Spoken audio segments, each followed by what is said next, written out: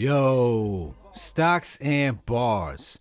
Today we're going to talk about the hip hop culture and finance, how the two emerge and what we see coming from it in the future. And I can't wait to talk about this one. And I have somebody from my Empower Empire. And we're going to chat about this, all right? Let's go. I got my clique ready to use the money they got from jobs, encouraging, teaching them that it's not so hard. I'm doing this, making investing pop. You law, it's extra. You tuning in to Stocks and Bars. Yo, Stocks and Bars, what's going on? It is episode number 12. Now let's get into this one here. Today, who I have with me. This is a guy who I met in, I want to say, the year 2000, maybe 2001. No, right around. I was in high school. Oh, okay. We met in 04. Oh, yeah. Okay, so I put a little bit more years on you than you were supposed to have. Yeah. You got me being 42 years old. So, it was the year 2004. I got introduced to this man when we used to work at WZIP. And I say work like we was getting paid. We used to volunteer at WZIP when we went to college together. And we bumped into each other by complete accident because I don't even remember how you learned that I was rapping at that time. But he got in contact with me and he was talking about the rapping stuff, or one way or the other, either you found out I was rapping or I found out you had beats. But anyway, gave me a beat CD. I still got that beat CD, by the way. You know that was Cam's beat CD, right? Yeah. Oh, okay. I'll give out Cam's shout out in a little bit. Yeah, that was actually Cam. Well, let me introduce myself. Yeah, hold on. Let me finish. Let me give you your flowers. Ahead. All right. So he gave me the beat CD, and that's where the relationship started right there. And because of this man right here, I gotta give him his props. There would be no extra, there wouldn't be no Cam merge right now because this man is basically the glue that put us together sonically, because we basically put an album together and had no no other way to do it but other than how we did it. But we've been family basically since that point, and this guy has inspired me because I watched him grow from what he was as a DJ to where he is now doing investing. And he's also doing marvelous things, putting us together to make sure that we put things together for the community, period, when we do our investment club every month. But that's the flowers from my man. I want to let you know that I appreciate y'all. Love you, brother. And welcome to Stocks and Bars. Let's give a round of applause, my man, DJ Step One. Step, what's going on, man? What's good, Extra? Yeah, let me fill in the holes in the story real quick. Yeah, go ahead. Yeah, we met at WZIP because we was both volunteering, both doing radio. Yeah. We used to see each other, but we wouldn't really say each other. We was both kind of quiet cats, which was interesting. But one thing about it, like at WZIP, it was a top 40 station. But when I went in, I'm like, yo, why is it all these hip hop beds in here?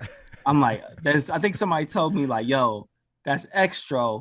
And I think it was a female by the name of Tia told me he rapped. Yeah. So I think that's how I end up. At the time, I was trying to manage Cam and Jay Murray, his partner. They was doing a production company called Soundtracks. So I was giving out beat CDs to everybody, and then you made it. And then what's interesting, you actually appeared on my first mixtape.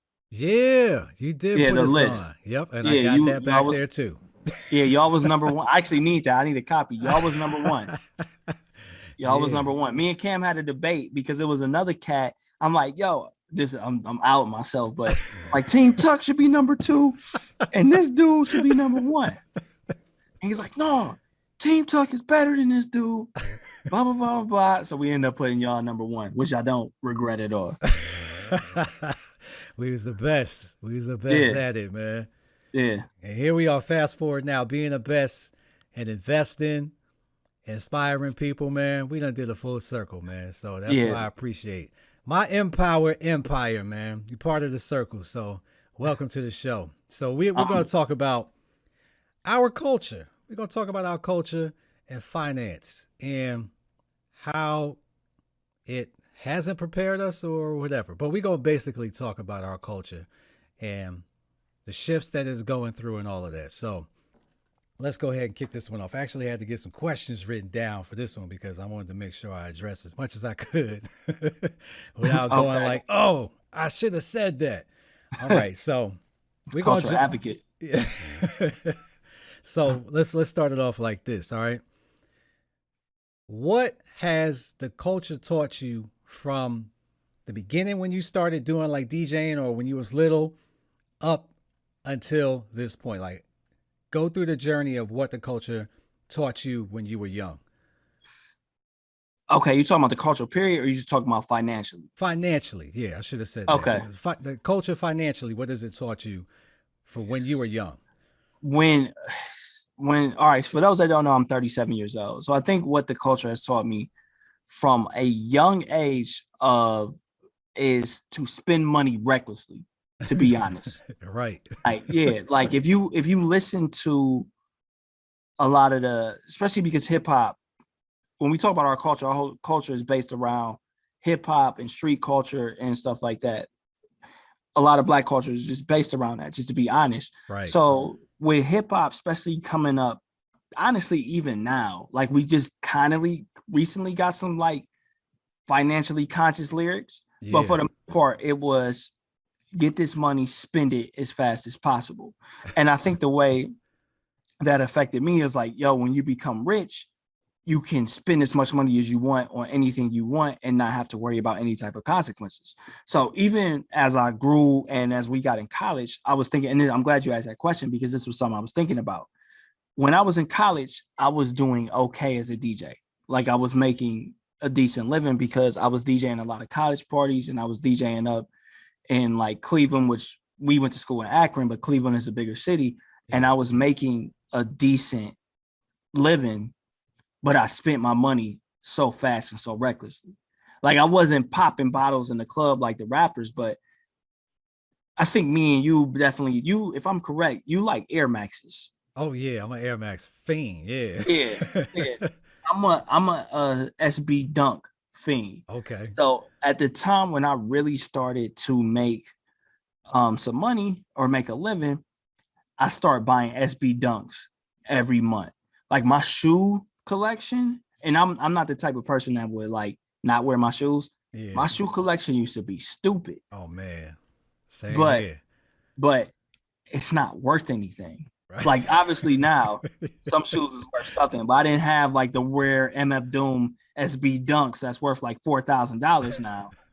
But yeah, my shoe collection isn't worth anything. All the shirts and the clothes and stuff I used to buy to try to be fresh is not worth anything. Yeah. It was a waste of money. I think that the main thing, because the culture has taught us the same thing over the years, is like be consumers. Yeah. Don't be investors. I think the first rapper that I heard mention like stocks was probably Nas. Yeah. That's New York State of Mind. Yep. Yeah. Investments in stock. Stocks. Yep. That's part of the loop that I got, when I did the intro. Yeah. And that was 91. 94. 94, whatever. I'm aging everything today.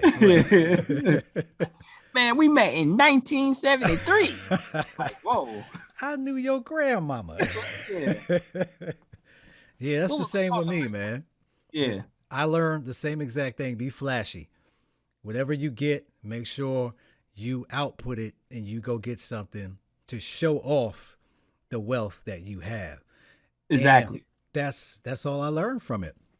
Now, I will say, I'm going to age myself. I'm going to be 40 this year. So I grew up, the very first rapper that got me inspired to do rap is when I used to listen to, man, I forget the channel now, but, in Brooklyn, I used to listen to whatever it was. And Daddy Kane came on, and it was Ain't No Half Stepping. And I remember listening to this, and I was just like, yo, I remember that. Then I remember hearing Rakim. And these is the cats that I grew up on. So then LL was the guy that really got me to try to, get my bars together. So that's how my inspiration started. But those guys, they taught you about what they were experiencing. So I had that aspect of things too, because I saw exactly what these guys was talking about where I lived at. So I could totally understand it. But then, the eras of basically 93 and up is where like all the flashy started. So those guys taught me you get this money, you get these big rims, you get the jewelry, you get the flyest gear, the $200, $300 shirts and jeans and Dope all, chain. yeah, all of this stuff to just be extravagant. But like you said, man, ain't none of that stuff worth nothing right now. Maybe the gold might be worth something. Yeah, But who got that from back there, right? exactly. So yeah, man, the I culture think did not do us a favor on that. But to that note, I actually, actually let me go ahead, before you jump in. ask. My bad. Go I got ahead. a bad habit because I thought about something. I think also because to be real, like you're a really good rapper and I was a really good DJ, but it's interesting because especially coming up as young black males, I wonder if we thought, even though like I come from a good family, you kind of get what I'm saying. You Yeah, got a good background. I wonder if we thought this is still a way for us to make wealth because you rapped, even though like we both love hip hop, yeah, and I knew I wanted to be in hip hop, but it's like I wonder with me DJing was like, yo, is this my main? This is gonna be my main way to make wealth because this is how I see other black people making wealth. yeah. So for me, I always knew that music was going to be a vehicle. And when I started rapping, my whole intention on the whole thing with rap was to be able to get enough money to do something else. Because I always saw what really inspired me was, when we went to school and they taught us about TV, because I really wanted to do TV. Mhm, And they always told us about like when you get syndicated, you basically worldwide, and anytime your episode gets paid, you get royalties. So mhm. that's where I was like, oh snap, royalties! You get paid for 75 years. I'm like, yo, we could eat for life. All you got to do is just drop, you know, a good TV series, and if as long as it lasts about 2 to 3 seasons, you might have a shot at getting syndication, and that's it. You don't got to do nothing no more. So Mhm. that was the whole inspiration, was for me to get some type of money to do something, and I figured the royalties I can get from the money that the royalties I can get from rapping, I could get that money and just Mhm. continually invest it into something else. So it was always a vehicle for me because I knew I wasn't going to do that forever. Okay. Yeah, that that makes sense. That make a lot of sense. So let me think of this here. So we talked about that. Let me look at this one. All right, so fast forward to where we are right now. We talked about, hip hop, our love for all of that. So Mhm. we obviously learned about investing along our path at some point in time, whether it was from hip hop, friends, whatever other influences. Like what sparked you to get into investing? It's a couple stories, but mainly, honestly, I think the thing that made me really open up my account was you and Cam. Okay. Like that's point blank period. Because when you talk to Cam, for those that don't know the story, Cam had investments in stock. And Yeah. I think you start really like attacking the stock game. Like you actually stopped rapping and Yeah. start attacking the stock game, which was wild at that point because on the local scene, you and your brother was like up and coming rappers. Yeah. You get what I'm saying? So when he Yeah. told me he was like investing in stock, I'm like, okay, I kind of took notice. But I'm thinking like, in order to invest in stock, you got to have 14 million point $3. If you don't got that, you can't invest in stock. Right. And I think at that time, Cam was just like, he had some like Nike stock or something like that. Like just like, yo, I got Nike stock, which Yeah. Nike isn't a bad company, but No.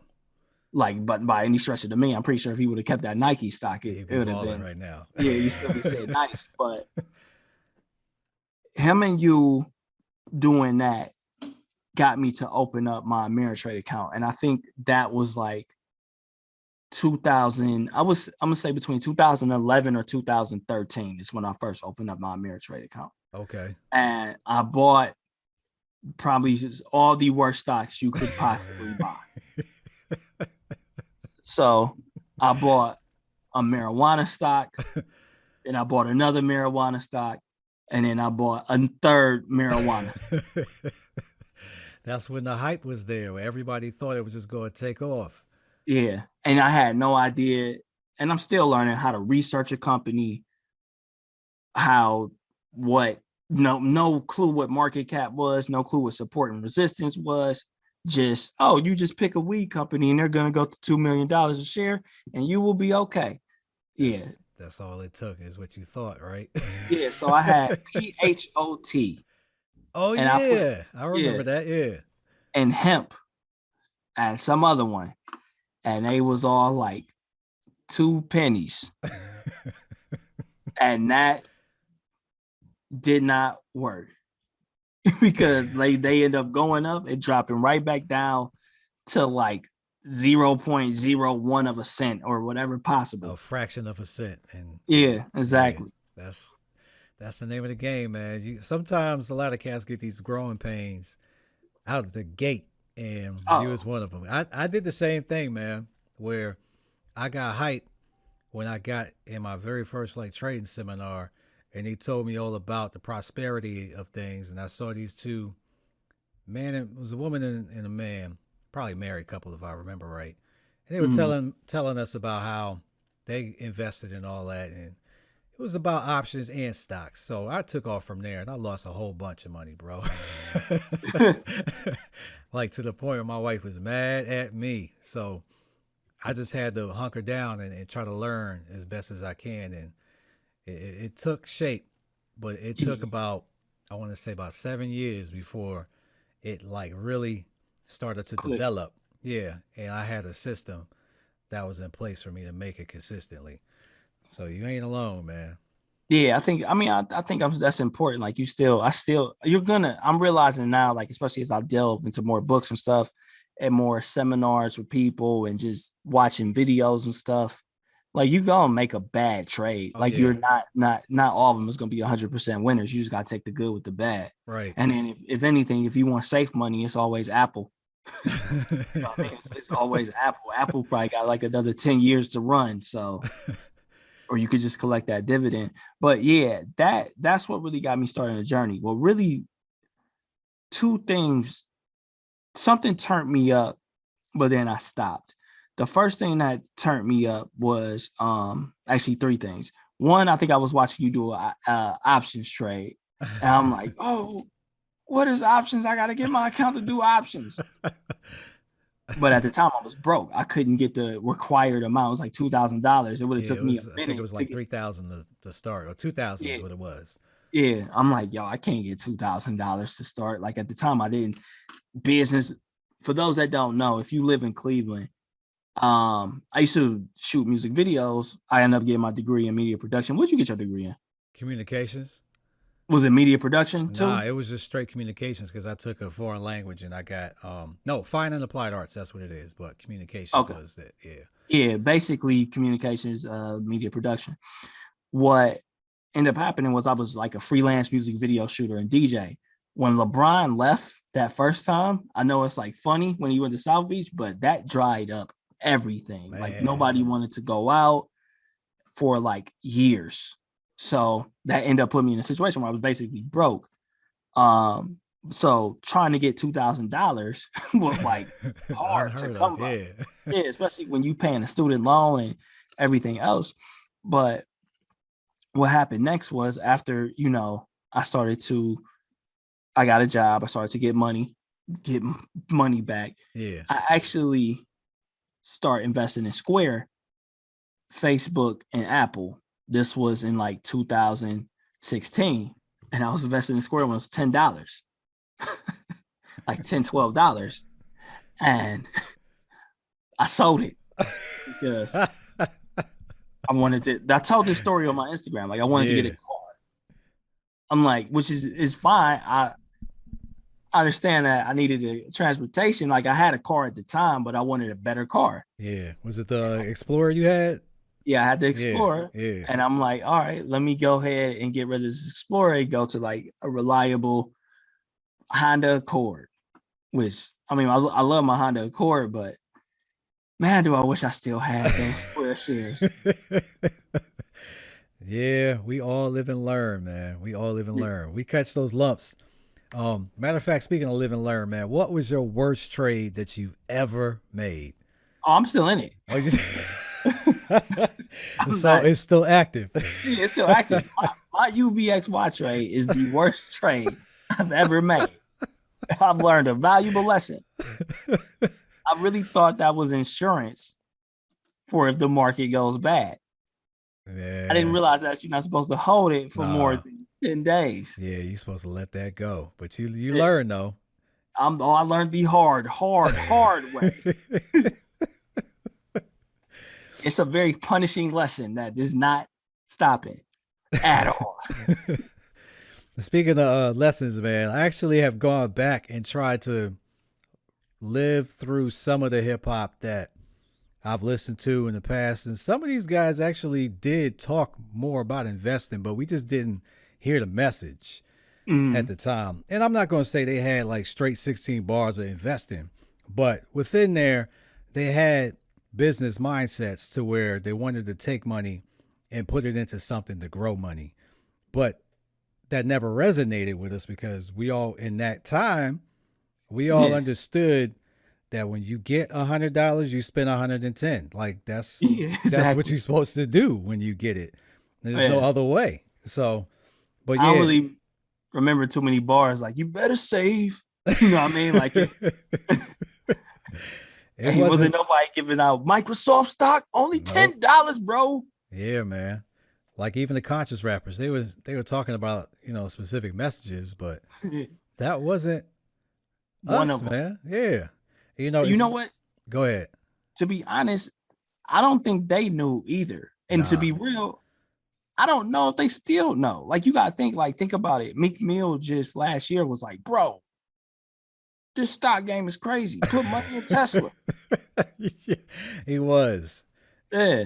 Like I think that it's interesting because this is something that I just observed, and this is two reasons why like that liquidity investing club is so important. And I'm glad part of it. And the reason why I started is because I went to a this summer I went to a crypto thing from by Hill Harper. He wasn't there. Nigel Robertson. They was just trying to get the community to invest in crypto, and it was only like 40 people there. Mm, And it was like, damn, only 40 people, and like it was a prominent person in Cleveland there, yeah. and real prominent. And I'm talking to him, and I'm telling him like, yo, I'm telling him basically everything that she got up there and said. Yeah. And he looked at me and he was like, dang, you know everything that she was about to say. I'm like, yeah, I mean, I've been researching and learning this. But what's interesting is he wasn't in crypto, but he also wasn't in investments either. Mm. Like I asked him, like, yo, do you got any stocks? He's like, oh man, I opened up a Robinhood account, but I didn't really know what I was doing. You kind of get what I'm saying? And Yeah. Yeah. I think that that's important that people reach out to people that's like that in the community, but just other people, period. Because what ends up happening is that especially if you drive around here or if you just look around your neighborhood, wherever you drive around, like you'll see people pulling up in like Maseratis now, Mm-hmm. Teslas. People been PPP loaned out, balling. But I wonder how many of them people put that money in the market to actually grow, or was this your time to stun on the next man? You kind Yeah. of get what I'm saying? Yeah. Like I'm really learning. Like I would rather have wealth than lifestyle. Like I don't want a BMW Nah, I just need just a to have. dependable car. That's it. Yeah, like at the end of the day, like yeah, if I have meals in the bank, I can get a BMW. But I wouldn't Not a, probably still want one. yeah. But you know what I mean? Like those meals in the bank can grow to something different. And I think what's happening there, especially around here, I'm pretty sure other parts and pockets of the country, is people really just got to the point where they like, I finally get to floss or I get to stunt Mm. people, and I'm about to take this money. I'm about to put my car on Instagram, or I'm about to buy this chain and put it on Instagram. I'm about to buy this new place and put it on Instagram or whatever social media site that you use. And it's like, nah, somebody needs to intervene and tell them like, yo, use that money for this and it will help you, your family, and your community out This way is better. this is a good comment here, because this is kind of what I was going to allude to earlier about the whole thing with hip hop. What really hit me about hip hop and our culture, period, is that everything runs through us, right? When you Mhm. think about everything that was popular in anywhere between 1990 to 2000, and the next decade from 2000 to 2010, and even now, Milk crate challenge. that unfortunately. Yeah. But as far as anything merchandise wise, jingles, whatever, if it was selling, we had our stamp on what that was. Our culture helped drive whatever that product was to get to its success. And then we were never a part of that regime ever. We just always made it Help happen. drive it. Yeah. Yeah, and we're a part of it that way, but we never had equity in it. So now, fast forward to where we're at now, where people actually are starting to wake up, and you see celebrities saying, "No, I don't want that. Give me equity in the company or whatever." You're seeing like the 50 cents take equity in vitamin water and stuff like that, and that's dope. But I don't think we hear that enough. Now, of course, the most recognized investor that you and I know is Nas, and Yeah. we've seen him do stuff like Ring and sell that to, Coinbase. yeah, Coinbase, and Snoop was involved in that. And we're seeing these prominent guys that you and I used to listen to start to do these investments, and it's getting out there. So this is also going to lead to my next question to you. You're out there and you're cognizant of what's going on. Now, from what we experienced in our culture earlier, do you see the footprints of the culture shifting into another direction now? I'm not going to go as far as to say the footprints. I think, well, one, that's a good question. I don't think it's the footprints yet. I think that depends on who you listen to. So if you listen to a Nas has always been about like education and Yeah, other stuff. Like to listen to Nas and to get him, you have to kind of be like you a different type of person. Like yeah, everybody will say, people will be like, "Yo, my top 5 Nas," but I'm like, "Yo, do y'all really be listening to Nas?" You kind of get what I'm saying. yeah, uh huh, So when you get people like even with Jay-Z's 444 album, like people at a certain age, like us, will listen to it and enjoy that album and understand what he's talking about. But certain people's like, yo, put on some Little Uzi Vert. You see Little Uzi Vert, you just put a diamond in his head. yeah, That's dope. You kind of get what I'm saying? yeah, Like the thing is, I respect and I listen to a lot of like golden era hip hop, like the 80s, like KRS-One, yeah, and respect the message and stuff because I'm a hip hop head. But at the time when I was like 20 or something like that, if somebody told me like, yo, KRS-One is about to drop a new album, like I want to hear KRS-One. I want to hear this. Jadakiss just dropped a new mixtape with Green Lantern. yeah. Let me hear that. Yeah, exactly. I want to hear gun bars. I get what I'm saying. I'm not trying to hear whatever KRS-One is trying to say.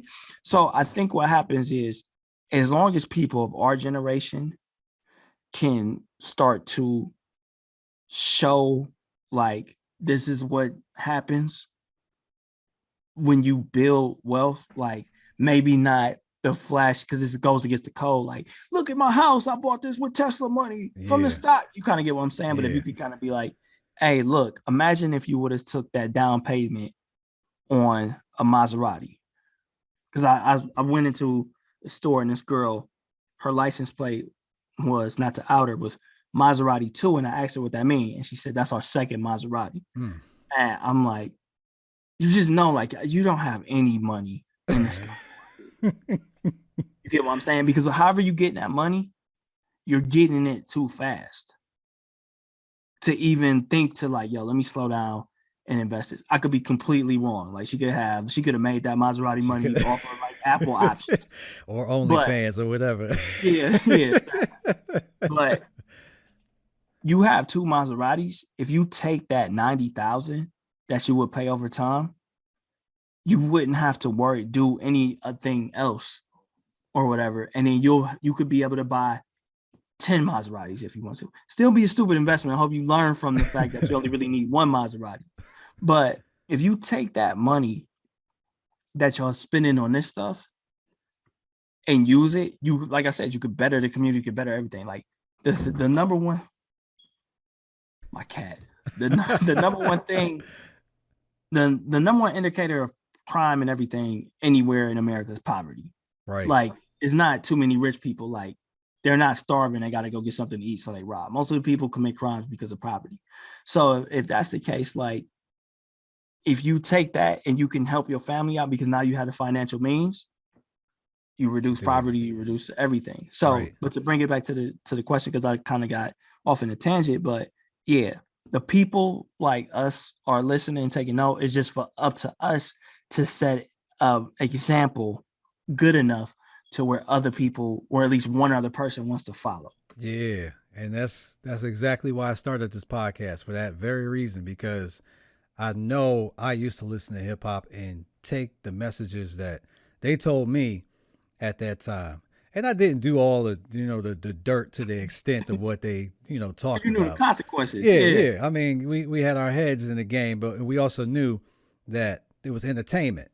Yeah. There was a point where, that line got blurred and everyone, you ain't real and all that. But anyway, I took what I knew from that time and I'm applying it now because I want to make sure that the content that I put in whatever I write is going to be something that's going to stand the test of time. It's going to influence somebody. And I'm also coming across a demographic that a lot of people just kind of ignore. Like, there's a lot of 18 to 25-year-olds out there who may have some type of access because we live in a different world now. Like you had mentioned, Robin Hoods and all this stuff. There's a lot out here for these guys to take advantage of, and technology has made it very inexpensive to get involved. You could literally just jump in the game with $10 and just start stacking and get, a little piece of whatever. That wasn't available 10 years ago. You know what I mean?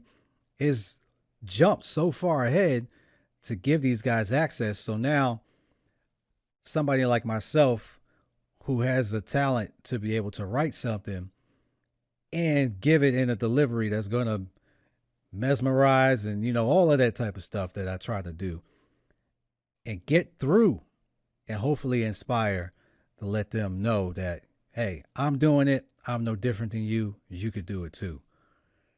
Yeah. Yeah, especially because like we just live in a society now where, to be real, like everything is getting disrupted.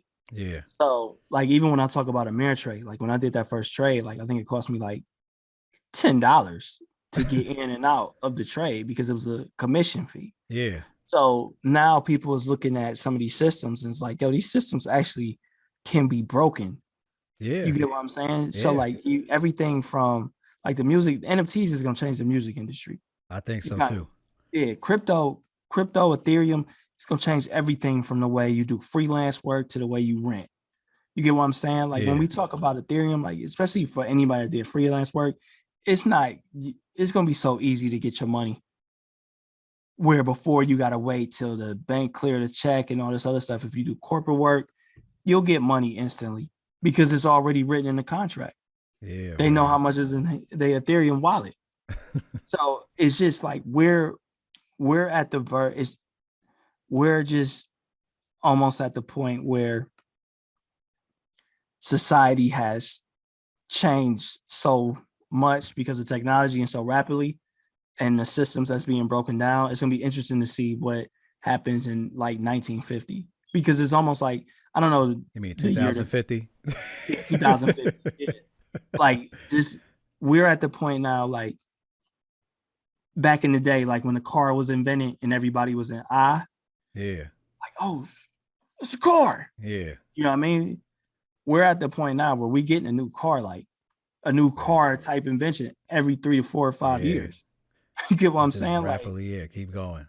Yeah, like, yo, like we can be up, like I'm gonna be up here like, yo, Exo, you ready to do the next Stockton Bars? I'm gonna be in your house coming through a portal or something like that.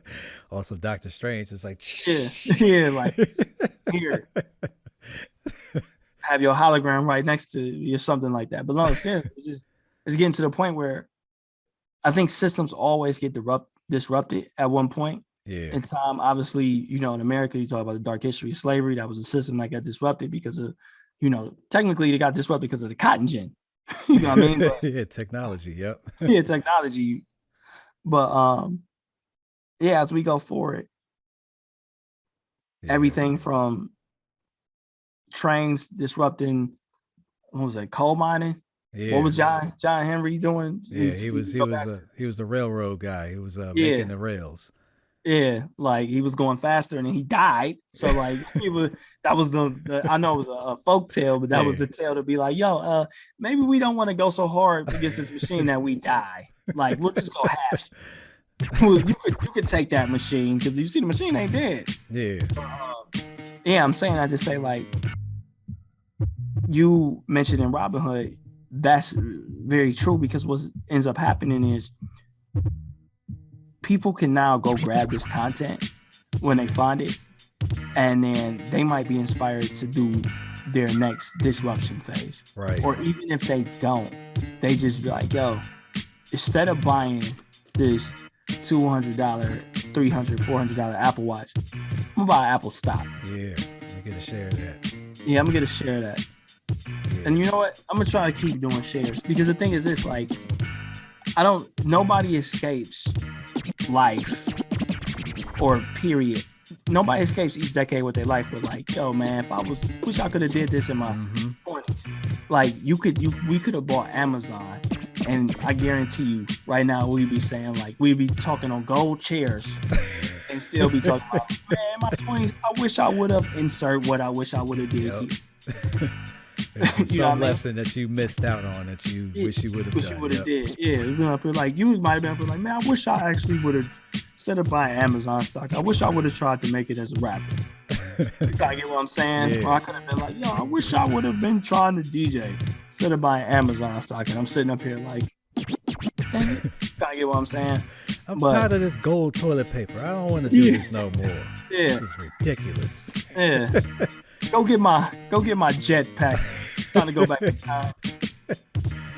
All right, so let's go ahead and wrap that up, man. The culture has done us well over time. I think it dropped seeds on us that we just did not know of at that time. But here we are now, and we are reaping the benefits of that seed that was planted, and now that tree is starting to grow and we're in the shade. Hopefully the culture will continue to shift.